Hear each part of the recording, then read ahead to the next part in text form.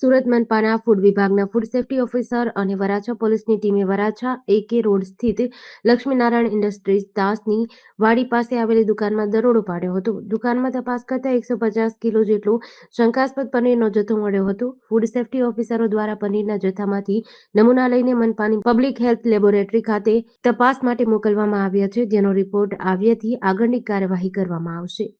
હું DK Patel, food safety officer, Surat મહાનગરપાલિકા.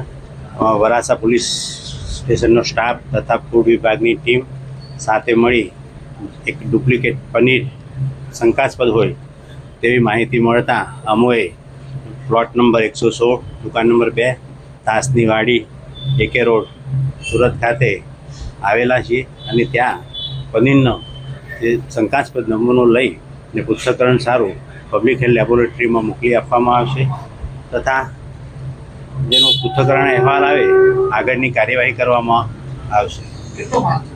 આશરે 150 કિલો જેટલો પનીરનો જથ્થો છે. GDC ન્યૂઝ સાથે સુનિલ ગાજાવાલા, સુરત.